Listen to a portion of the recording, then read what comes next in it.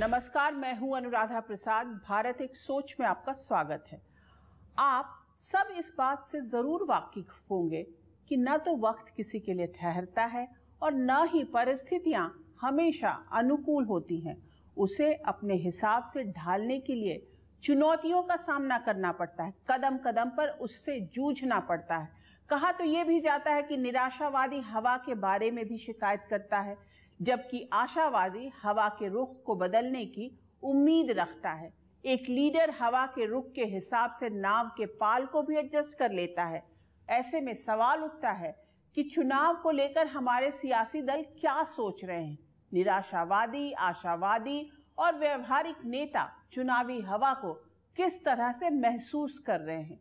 BJP ने 2024 में simple majority की जगह 370 प्लस का टारगेट क्यों सेट किया है? पीएम मोदी 2/3 बहुमत क्यों चाहते हैं? उनके एजेंडे में कौन कौन सा काम बाकी है जिसे पूरा करने के लिए उन्हें स्पेशल मेजॉरिटी की जरूरत है? 2024 की लड़ाई जीतना कांग्रेस के लिए क्यों जरूरी है? कांग्रेस को कहां-कहां से उम्मीद और चुनौतियां दिख रही हैं? अगर कांग्रेस का प्रदर्शन नहीं सुधरा तो पार्टी को किन चुनौतियों का सामना करना पड़ेगा? आम आदमी पार्टी, समाजवादी पार्टी, बीएसपी और आरजेडी जैसी पार्टियां 2024 के नतीजों को लेकर कितने आशावान हैं? 2024 के नतीजों के बाद की तस्वीर कैसी बनेगी? ऐसे सभी सवालों के जवाब तलाशने की कोशिश करेंगे आज अपने स्पेशल शो 2024 में करो या मरो में।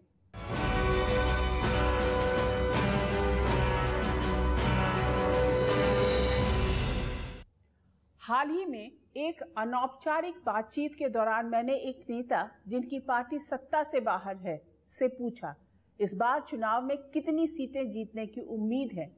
उन्होंने बड़ी गंभीरता से जवाब दिया कि अगर आप ये पूछती कि कितनी सीटों पर कड़ी टक्कर देने की स्थिति में है तो ज्यादा ठीक रहता। ये बहुत ईमानदारी से दिया गया जवाब और जमीनी हालात का आकलन था। राजनीतिक पंडित भी यही हिसाब लगा रहे हैं कि कितनी सीटों पर दमदार टक्कर होगी, कहां-कहां ऐसी जोरदार टक्कर होगी जिनके नतीजे चौंकाने वाले हो सकते हैं। प्रधानमंत्री नरेंद्र मोदी अपनी सभाओं में अक्सर इस तरह बात करते हैं मानो वो पूरी तरह कॉन्फिडेंट हो कि तीसरी पारी में उनका आना तो तय है, वो भी प्रचंड बहुमत के साथ। अफसरों से भी वो 2024 के बाद के टारगेट की बातें कर रहे हैं। पीएम मोदी ने तीसरी पारी के लिए कई ऐसे टारगेट सेट कर रखे हैं जिन्हें पूरा करने के लिए उन्हें पहले से बड़े जनादेश की जरूरत है। मसलन एक देश एक चुनाव का सिस्टम लागू करवाना, बीजेपी का एक देश एक कानून का वायदा अभी अधूरा है, संसद में पास महिला आरक्षण बिल को जमीन पर उतारना, भारत को दुनिया की तीसरी बड़ी इकोनॉमी बनाना और देश में भर्तियों के सिस्टम में सुधार करना। लेकिन ये सब तभी संभव है जब बीजेपी को बड़ा ही नहीं बहुत बड़ा जनादेश मिले।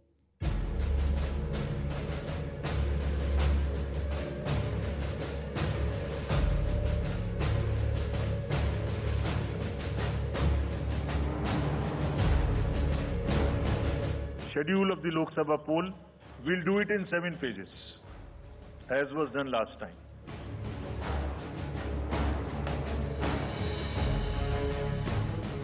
लोकसभा चुनाव के तारीखों का भी ऐलान हो गया, नतीजे कब आएंगे ये भी साफ हो गया।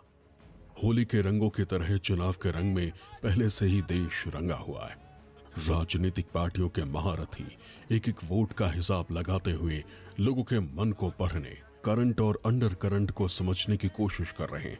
अब तक सत्ताधारी बीजेपी देश की आधी से अधिक लोकसभा सीटों पर अपने उम्मीदवार तय कर चुकी है। बीजेपी के पास सबसे बड़ा चेहरा मोदी है। उनकी सरकार का काम है, उनका नाम है, उनकी गारंटी है। मोदी आपकी गारंटी लेता है। 2024 के लिए बीजेपी का टारगेट पहले से तय है, कहीं कोई कंफ्यूजन नहीं। अब की बार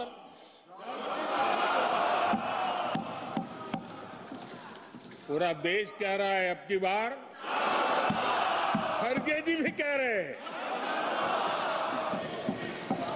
बीजेपी को 370 सीट और एनडीए को 400 पार।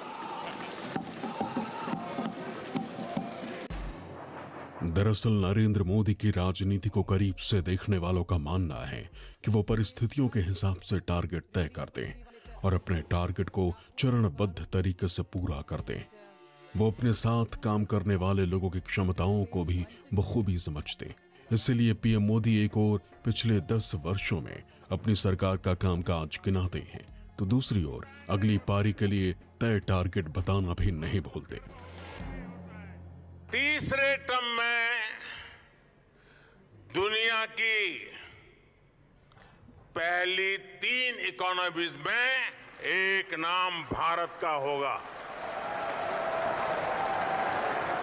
यानी तीसरे टर्म में पहली 3 इकोनॉमी में गर्व के साथ हिंदुस्तान खड़ा होगा। दोस्तों,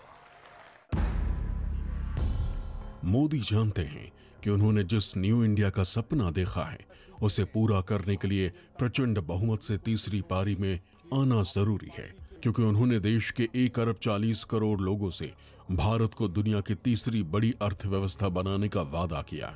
एक देश एक चुनाव की ओर उनकी सरकार के कदम बढ़ रहे हैं। इस मुद्दे पर बनी पूर्व राष्ट्रपति रामनाथ कोविंद की अगुवाई वाली कमेटी अपनी रिपोर्ट सौंप चुकी है। महिलाओं को संसद और विधानसभाओं में 1/3 आरक्षण देने के लिए कानून तो पास हो चुका है, लेकिन इस कानून का फायदा महिलाओं को मिलना भी बाकी है। बीजेपी के पुराने वादों में से एक बड़ा मुद्दा रहा है एक देश एक कानून, यानी यूनिफॉर्म सिविल कोड का।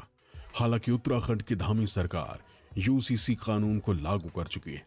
प्रधानमंत्री मोदी के सामने अभी कई ऐसे टारगेट हैं जिन्हें पूरा करने के लिए संसद में स्पेशल मेजॉरिटी की जरूरत पड़ सकती है। संविधान में कई बदलाव और संशोधन करने पड़ सकते हैं। ऐसे में बिना बड़े जनादेश के बड़े और कड़े फैसले संभव नहीं है।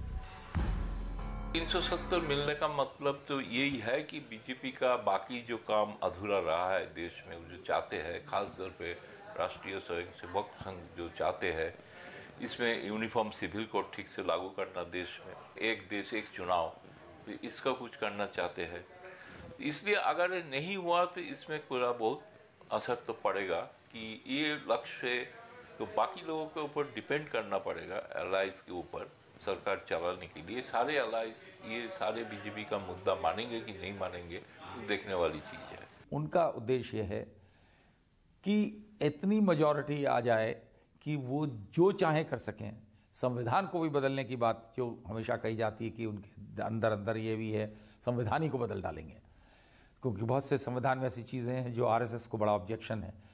तो वो तभी मुमकिन है जब 370 का आंकड़ा पार कर सकते हैं। इसीलिए वो बार बार ये कहते हैं, मैसेज देने के लिए अपनी उस हिंदुत्व कॉन्स्टिट्यूएंसी को, कि हम तभी कर पाएंगे वो सपना पूरा आप लोगों का कि हम संविधान को बदल दें जब हमारे पास इतनी सीटें होंगी।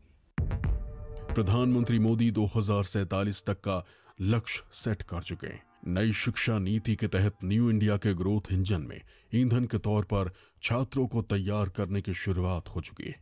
लेकिन नई शिक्षा नीति को पूरे देश में सही मायनों में जमीन पर उतारने के लिए अभी बहुत कुछ किया जाना बाकी है।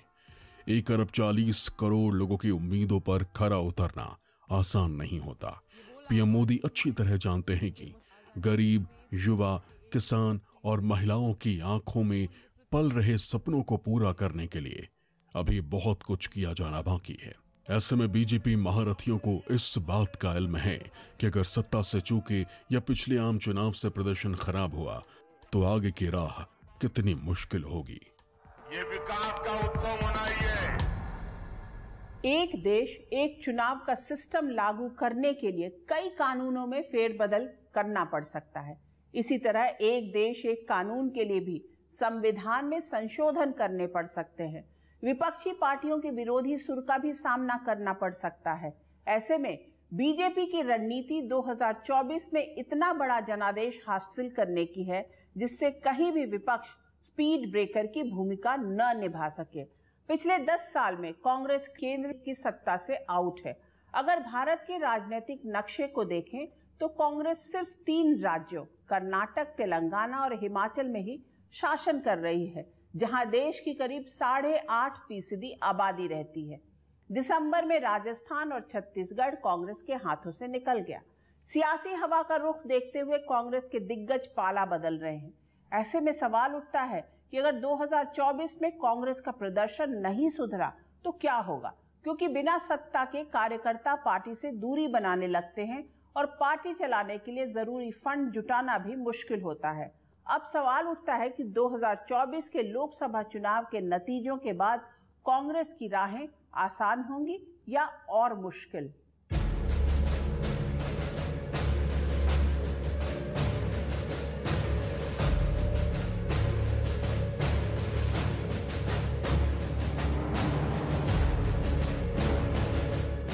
राहुल गांधी की न्याय यात्रा से कांग्रेस को कितनी मजबूती मिली, इसका टेस्ट भी इस बार के लोकसभा चुनाव में होना है। कांग्रेस अच्छी तरह समझ रही है कि सत्ता की असली चाबी देश की महिला वोटर्स के हाथ में है। ऐसे में कांग्रेस ने सत्ता में आने पर केंद्र सरकार की नौकरियों में महिलाओं को 50% आरक्षण देने का वादा किया। साथ ही देश भर की गरीब महिलाओं को हर साल 1 लाख रुपए देने का वादा किया। कांग्रेस पार्टी महिलाओं के लिए देश में एक नया एजेंडा सेट करने जा रही है। नारी न्याय गारंटी के अंतर्गत पहली घोषणा है महालक्ष्मी गारंटी। इसके तहत सभी गरीब परिवार की एक महिला को सालाना 1 लाख रुपए की सहायता दी जाएगी। पिछले 10 वर्षों से कांग्रेस केंद्र की सत्ता से बाहर है। देश के सिर्फ 3 राज्यों में कांग्रेस के मुख्यमंत्री हैं। संभवतः पिछले 40 वर्षों में कांग्रेस अपने सबसे बुरे दौर से गुजर रही है। 1984 में कांग्रेस को 48% वोट मिला था, जो 1989 में गिरकर 40% से नीचे आ गया। 1996 में कांग्रेस का वोट शेयर 30% से भी गिर गया।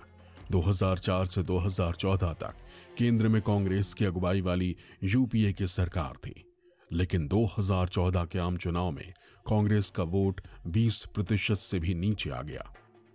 कांग्रेस के लिए जो 2014 की लड़ाई थी या 2019 की लड़ाई थी, वो दोनों ही करो और मरो की लड़ाई थी। अब कांग्रेस के पास गंवाने के लिए बहुत कम है, पाने के लिए ही है। जितना वो गंवा चुकी है, चाहे वो 54 सीटों की पार्टी हो या 44 की आ जाए, 45 की आ जाए, तो बहुत कुछ गंवाने के लिए कांग्रेस के पास नहीं है। कुछ है जो पाने के लिए है, अगर है तो। और करो या मरो की लड़ाई किसी भी नेशनल पार्टी के लिए हुआ करती है, क्योंकि अगर आपने सत्ता से बहुत ज़्यादा दूर रहे तो हालत वही हो जाएगी जो एक समय जनसंघ की या भारतीय जनता पार्टी की या जनता पार्टी की हुआ करती थी। आज की तारीख में कई राज्यों में कांग्रेस क्षेत्रीय पार्टियों के साथ गठबंधन के जरिए अपनी राजनीतिक जमीन बचाने की कोशिश कर रही है। कांग्रेस के लिए ये चुनाव जियो या मरो वाली हालत है, क्योंकि कांग्रेस की स्थिति काफ़ी बदतर हो चुकी है। और पिछले 3 चुनाव ऐसे थे, प्रदेश ऐसे थे जहां कांग्रेस हारी, जहां पे बहुत उम्मीद थी, सबको ये उम्मीद थी, कांग्रेस वालों को भी और बीजेपी वालों तक को थी, कि वो मध्य प्रदेश, राजस्थान और छत्तीसगढ़ में से कम 2 स्टेट्स निश्चित रूप से जीतेंगे। सीटों पर उम्मीदवारों के नाम के ऐलान में भी बीजेपी की रफ्तार कांग्रेस से बहुत तेज है। कभी कांग्रेस के दिग्गज और चर्चित चेहरा रहे कई नेता आज की तारीख में कमल खिलाने में पूरी शिद्दत से जुटे। हवा के रुख के हिसाब से कार्यकर्ता भी पाला बदल रहे हैं। ऐसे में 2024 की लड़ाई में कांग्रेस एक साथ कई मोर्चों पर जूझ रही है। मोदी जी ने ऐसा वो एक वातावरण पैदा कर दिया है कि सब लोग लगता है टेरिफाइड है। खरगे का बयान देखिए, वो भी टेरिफाइड लग रहे हैं। कई उनके जो बड़े बड़े नेता हैं चुनाव ही नहीं लड़ना चाहते हैं, और ऐन चुनाव के मौके पर कई जो बड़े नेता हैं बीजेपी में शामिल हो गए। इतनी निराशा और हताशा का वातावरण डेलिबरेटली लोग क्रिएट कर रहे हैं। और मुझे नहीं लगता है कि किसी भी पॉलिटिकल पार्टीज को, जिसका पर्टिकुलरली कांग्रेस का जिसका 150 साल का इतिहास है, निराशा के वातावरण में चुनाव में जाना चाहिए। तो ये उसी को घाटा कर रहा है वो। अगर 2024 के लोकसभा चुनाव में कांग्रेस का प्रदर्शन नहीं सुधरा तो देश की सबसे पुरानी राजनीतिक पार्टी के सामने कई चुनौतियां होंगी। मसलन पार्टी के बचे खुचे नेताओं को एकजुट रखने की समस्या, नए कार्यकर्ताओं को पार्टी से जोड़ने की समस्या, जमीनी स्तर पर संगठन मजबूत करने की चुनौती, पार्टी को चलाने के लिए फंड जुटाने की समस्या, उन राज्यों में सरकार बचाए रखने की चुनौती जहां अभी कांग्रेसी मुख्यमंत्री हैं। कुछ पॉलिटिकल पंडितों की सोच है कि कांग्रेस के पास अब खोने के लिए कुछ ज्यादा नहीं है, लेकिन पाने के लिए बहुत कुछ है। अगर कांग्रेस का प्रदर्शन 2019 की तुलना में सुधरता है तो 2024 से कांग्रेस की राहें थोड़ी आसान हो सकती, लेकिन अगर ये मौका भी हाथ से निकला तो सत्ता के रेस में कांग्रेस बहुत पिछड़ती दिखेगी, जहां से दोबारा केंद्र की सत्ता में वापसी करना आसान नहीं होगा।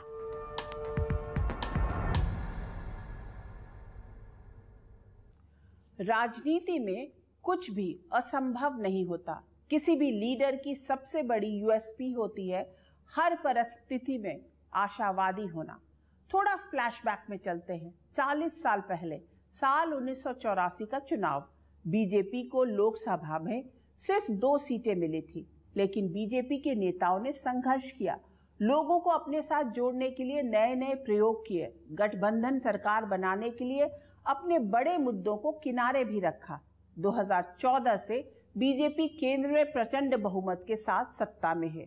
देश के 12 राज्यों में उनकी सरकार है। ऐसे में सवाल उठता है कि अगर बीजेपी इस मुकाम तक पहुंच सकती है तो फिर दूसरी पार्टियां क्यों नहीं। 2024 का चुनाव एक और पार्टी के लिए बहुत अहम है, वो है आम आदमी पार्टी।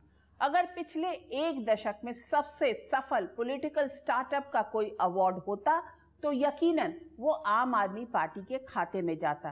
केजरीवाल के दिल्ली मॉडल को आगे कर आप पंजाब में भी सरकार बनाने में कामयाब रही। कई राज्यों में विस्तार के प्लान पर टीम केजरीवाल लगातार काम कर रही है। अब बड़ा सवाल ये है कि क्या इस बार चुनाव में आपकी सीटें बढ़ जाएंगी।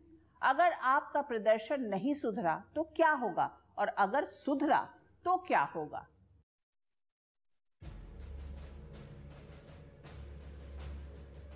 आम आदमी पार्टी अपने विस्तार प्लान पर लगातार काम कर रही है। पंजाब में जहां आम आदमी पार्टी अकेले चुनावी अखाड़े में है, वहीं दिल्ली, हरियाणा, गुजरात और गोवा में कांग्रेस के साथ गठबंधन में। ये भी अजीब है कि 2014 और 2019 के लोकसभा चुनाव में यूपी में किस्मत आजमा चुकी आम आदमी पार्टी ने इस बार अपने उम्मीदवार नहीं खड़े करने का फैसला लिया और इंडी गठबंधन के पक्ष में प्रचार करने का फैसला किया। दरअसल आम आदमी पार्टी के कर्ता धर्ता अरविंद केजरीवाल अच्छी तरह जानते हैं कि प्रचंड चुनौतियों के बीच भी स्कोर कैसे बढ़ाए जा सकते हैं। भले ही दिल्ली विधानसभा चुनाव में सुनामी केजरीवाल के पक्ष में चली, लेकिन लोकसभा चुनाव में दिल्ली के लोगों ने कमल खिलाया। अब पंजाब में भी प्रचंड बहुमत से आम आदमी पार्टी की सरकार है, जहां लोकसभा की 13 सीटें। साल 2014 के लोकसभा चुनाव में पंजाब में आपके टिकट से 4 उम्मीदवार संसद पहुंचे, तो साल 2019 में सिर्फ संगरूर से भगवंत मान ही लोकसभा पहुंच पाए। ऐसे में आम आदमी पार्टी को पंजाब से बड़ी उम्मीद है। इसी तरह दिल्ली में आप, बीजेपी, कांग्रेस की त्रिकोणीय लड़ाई में फायदा बीजेपी को मिल रहा था। अब दिल्ली के अखाड़े में आप और कांग्रेस साथ साथ हैं। इस बार वो पंजाब में चुनाव लड़ रहे हैं, दिल्ली में चुनाव लड़ रहे हैं, पंजाब में वो अकेले चुनाव लड़ रहे हैं, तो जाहिर है कि उनको जो हासिल होगा वो भले ही कुछ सीटें हासिल हो, लेकिन वो हासिल होना उनको एक गति प्रदान करेगा। वैसे भी एक नेशनल पार्टी के रूप में आपको मान्यता मिल चुकी है, और जिस तरह का जो एक किलर इंस्टिंक्ट नरेंद्र मोदी में है, यदि आप देश के और बाकी पार्टी के नेताओं को देखें तो वो किलर इंस्टिंक्ट अरविंद केजरीवाल में देखने को मिलता है, किसी और नेता में देखने को नहीं मिलता। इसलिए मुझे लगता है कि आने वाले चुनाव के बाद की जो स्थिति है आपके लिए वो बेहतर ही होगी। अगर 2024 में पंजाब और दिल्ली में झाड़ू चल गई, दूसरे राज्यों में भी आपका वोट शेयर बढ़ा, तो इससे आम आदमी पार्टी के विस्तार प्लान को मजबूती मिलेगी। साथ ही केजरीवाल के दिल्ली मॉडल का प्रचार प्रसार देश के दूसरे हिस्सों में भी और बढ़ेगा। इतना ही नहीं, अगले चुनावों में आम आदमी पार्टी लोगों के बीच इस एजेंडे के साथ जोर शोर से पहुंचेगी कि मोदी को सिर्फ और सिर्फ केजरीवाल ही रोक सकते हैं। लेकिन अगर दाव उल्टा पड़ा तो आपके विस्तार प्लान को झटका लगते देर नहीं लगेगी, क्योंकि पार्टी के कुछ सीनियर नेता अभी जेल में हैं और कुछ जांच की आंच के दायरे में। राजनीतिक नफा नुकसान का हिसाब लगाते हुए गठबंधन की स्क्रिप्ट भी तैयार हुई है। सहूलियत का गठबंधन चुनाव तक चलेगा या बीच में ही दम तोड़ेगा, ये कहना मुश्किल है। आम आदमी पार्टी की रणनीति में देश की राजनीति में दूसरे नंबर की पार्टी बनने के साथ ही लोकसभा में सीटें बढ़ाने से लेकर वोट शेयर तक बढ़ाना शामिल है। यूपी में अखिलेश यादव की समाजवादी पार्टी, मायावती की बीएसपी, बिहार में लालू यादव की आरजेडी जैसी पार्टियों के सामने भी संकट कम नहीं है। एसपी बीएसपी तो लंबे समय से सत्ता से दूर है। ऐसे में अगर 2024 के चुनाव में साइकिल या हाथी का प्रदर्शन गिरा तो पार्टी को बचाए रखना भी मुश्किल हो जाएगा। देश की कई और क्षेत्रीय पार्टियां भी करो या मरो वाली स्थिति से जूझ रही हैं। अखिलेश यादव 2017 से यूपी की सत्ता से आउट हैं। सत्ता में वापसी के लिए गठबंधन में कई प्रयोग कर चुके। कभी दो लड़कों की जोड़ी, कभी बुआ बबुआ का साथ, कभी जयंत चौधरी के साथ गठबंधन, तो कभी ओम प्रकाश राजभर को गले लगाया। मिलने बिछड़ने का सिलसिला तो चलता रहा, लेकिन साइकिल सत्ता से दूर रही। इस बार फिर अखिलेश यादव और कांग्रेस के बीच गठबंधन है। वो बड़ी जीत का दावा कर रहे हैं। देश की लड़ाई यूपी में होने जा रही, हालांकि पूरे देश में चुनाव होगा। देश में बहुत सारे दल हैं जो भारतीय जनता पार्टी को हटाना चाहते हैं, लेकिन जिस तरह की लड़ाई उत्तर प्रदेश में होने जा रही है वो आमने सामने की लड़ाई है, और जो उत्तर प्रदेश जीतेगा वही देश का भविष्य बनेगा। और जो लोग 14 में आए थे, वो 24 में चले जाएंगे। अखिलेश यादव को भी अंदाजा होगा कि 2024 में वोट शेयर या सीटें घटने का समाजवादी पार्टी पर कितना असर होगा। कुछ हफ्ते पहले तक अखिलेश यादव के साथ खड़े रहने का वादा करने वाले जयंत चौधरी भी अब बीजेपी के साथ खड़े। ऐसे में पश्चिमी यूपी से पूर्वांचल तक समाजवादी पार्टी के लिए संघर्ष कड़ा है। मायावती 2012 से ही यूपी की सत्ता से बाहर है। वो चुनावी अखाड़े में अकेले ही उतरने का ऐलान कर चुकी। ऐसे में अगर पिछले चुनावों के तुलना में बीएसपी का प्रदर्शन नहीं सुधरा तो फिर मायावती के लिए सियासी अस्तित्व बचाना मुश्किल हो जाएगा। बसपा का जहां तक सवाल है, बसपा तो है ही नहीं मैदान में। बसपा खाली नाम के लिए है। इलेक्शन टाइम में बहुत से कारण होते हैं, और बसपा जैसी पार्टी खासतौर से जहां हर टिकट का दाम होता है तो इलेक्शन टाइम में थोड़े एक्टिव दिखते हैं। वरना आप पिछले 2 साल 2.5 साल में देख लीजिए, मायावती ने जिस तरीके से अपने आप को एक तरह के विड्रॉ कर लिया है मेन स्ट्रीम पॉलिटिक्स से, उससे दिखता है कि या तो वो ईडी और सीबीआई का डर है जिसकी वजह से वो प्रेशर में है, ये माना जाता है, और इसलिए वो सही तरीके से उस तरीके से फ्रेम में नहीं है जो चुनाव के लड़ने के मूड दिखता है, वैसा नहीं है। तो 2024 के बाद मुझे लगता है उनकी स्थिति और बिगड़ने वाली है। यूपी से बिहार तक की छोटी छोटी जाति आधारित पार्टियों ने अपने सियासी नफा नुकसान के हिसाब से गठबंधन में पाला चुन रखा है। बिहार में आरजेडी के सामने भी करो या मरो जैसी स्थिति है, क्योंकि 2024 के चुनावी नतीजों से जो इकोसिस्टम बनेगा उसका साइड इफेक्ट अगले साल होने वाले बिहार विधानसभा चुनाव में भी दिखना तय है। 24 के लोकसभा चुनाव में भी दोनों बाप बेटा काफ़ी एक्टिव रोल प्ले करेंगे, और अगर गिर भी गया मान लिया, अभी तो कुछ उनके पास खोने लायक है नहीं। इस लोकसभा में आरजेडी का एक भी मेंबर नहीं है, तो उनके पास खोने के लिए कुछ नहीं। अगर एक भी मिला तो गेन होगा, 2 भी मिला तो गेन होगा। वो हरियाणा और महाराष्ट्र के अखाड़े में खड़ी क्षेत्रीय पार्टियों के लिए भी 2024 की लड़ाई में बेहतर प्रदर्शन का बहुत अधिक दबाव है, क्योंकि 24 के नतीजे ये तय करने में बड़ी भूमिका निभाएंगे कि क्षेत्रीय पार्टियों का अगले विधानसभा चुनावों में भविष्य किस रास्ते आगे बढ़ेगा।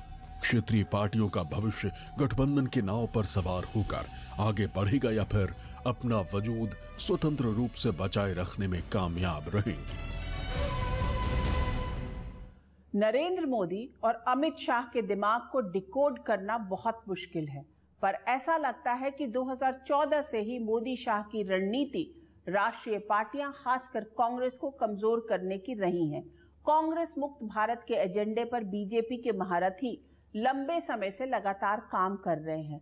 आज की तारीख में बीजेपी को देश की आधी लोकसभा सीटों पर मजबूती से टक्कर देने वाला एक भी राजनीतिक दल नहीं दिख रहा। 2024 में मोदी सुनामी को रोकने के लिए इंडी गठबंधन ने जो छतरी तानने की कोशिश हुई, वो भी आपसी खींचतान में पूरी तरह से नहीं खुल पाई है। ऐसे में अगर चुनाव में बीजेपी 370 प्लस के टारगेट को हासिल कर लेती है तो भी बीजेपी के सामने क्षेत्रीय दलों की चुनौती तो रहेगी ही। पश्चिम बंगाल में ममता बनर्जी, तमिलनाडु में एमके स्टालिन, आंध्र प्रदेश में जगन मोहन रेड्डी, उड़ीसा में नवीन पटनायक, झारखंड में हेमंत सोरेन, दिल्ली पंजाब में अरविंद केजरीवाल और भगवंत मान जैसे मजबूत शत्रप, उत्तर प्रदेश में अखिलेश यादव और बिहार में तेजस्वी यादव भले ही सत्ता से बाहर हो, पर बीजेपी के अश्वमेध यज्ञ के घोड़े को रोकने के लिए पूरी कोशिश करते रहे हैं। अगर 2024 के चुनाव में सब कुछ मोदी शाह के प्लान के मुताबिक हुआ तो अगला नंबर क्षेत्रीय दलों और शत्रपों का होगा, जहां बीजेपी सत्ता में आने का इंतजार कर रही है। इस चुनाव में यह भी देखना बहुत दिलचस्प होगा कि कौन नेता जीतने के लिए लड़ता है, कौन कड़ी चुनौती देने के लिए लड़ रहा है और कौन रस्म अदायगी के तौर पर चुनावी अखाड़े में उतर रहा है। हमारे लोकतंत्र में ऐसे आशावादी नेताओं की फौज कितनी बड़ी है जो अभी सरेंडर की मुद्रा में है और 2029 में हालात के अनुकूल होने का इंतजार कर रहे हैं। आज के इस एपिसोड में बस इतना ही। आपसे फिर मुलाकात होगी किसी ऐसे मुद्दे के साथ जिसे जानना और समझना हम सब के लिए बहुत जरूरी होगा। तब तक के लिए मुझे दीजिए इजाजत। निष्पक्ष खबर, सटीक विश्लेषण और अपने हक से जुड़े मुद्दों के लिए आप देखते रहिए न्यूज़ 24। नमस्कार।